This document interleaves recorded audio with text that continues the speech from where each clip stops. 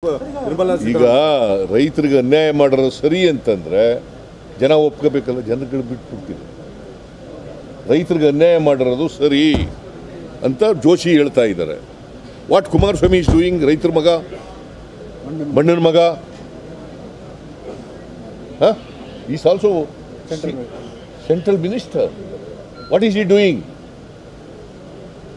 What BJP MPs are doing?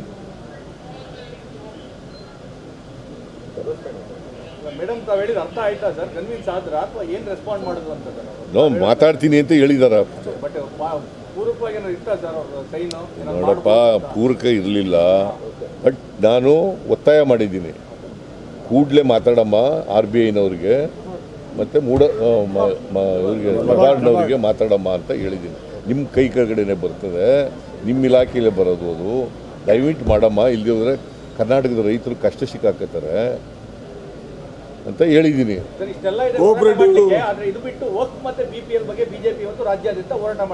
ಏನು ಸುಮ್ಮನೆ ರಾಜಕೀಯ ನೀವು ತೋರಿಸ್ತಿದ್ರಿಂದ ಅವ್ರು ಹೋರಾಟ ಮಾಡ್ತಾರೆ. ಏನು ಅಭಿಯಾನ?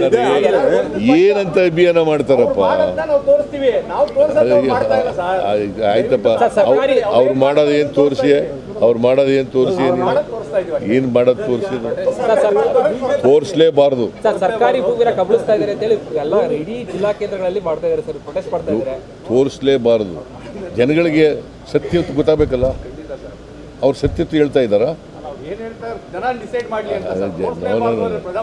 ಕೇಳಪ್ಪ, ಇಲ್ಲಿ ಸತ್ಯ ಹೇಳಬೇಕು.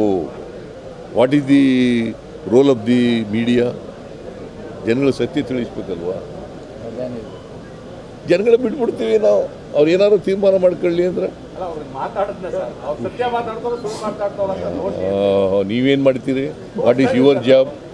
ಅವ್ರೇನು ಹೇಳಿದ್ರು ಹಿಂಗೆ, ನೀವೇನು ಹೇಳ್ತೀರಿ ಹಿಂಗೆ. ಅದನ್ನ ಹೇಳೋಕ್ಕೆ ನೀವು ಇರೋದು ಮಾಧ್ಯಮ. ಮಾಧ್ಯಮ ಅಂತಂದರೆ ಸತ್ಯ ಜನರಿಗೆ ಹೇಳಬೇಕು.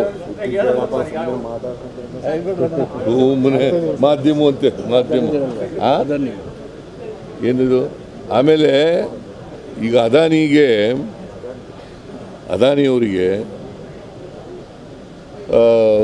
ವಾರಂಟ್ ಇಶ್ಯೂ ಆಗಿದೆ.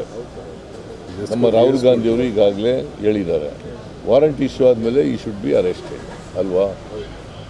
ವಾರಂಟ್ ಇಶ್ಯೂ ಆಗಿಬಿಟ್ಟಿದೆ. 2100 ಕೋಟಿ ಲಂಚ ಕೊಟ್ಟಿದ್ದಾರೆ ಅಧಿಕಾರಿಗಳಿಗೆ, ಬೇರೆ ಬೇರೆ ರಾಜ್ಯಗಳ ಅಧಿಕಾರಿಗಳಿಗೆಲ್ಲ ಅಂತ ಹೇಳಿ ವಾರಂಟ್ ಇಶ್ಯೂ ಆಗಿದೆ. ವಾರಂಟ್ ಇಶ್ಯೂ ಮಾಡಿದ ಮೇಲೆ ಈ ಮಸ್ಟ್ ಬಿ ಅರೆಸ್ಟೆಡ್.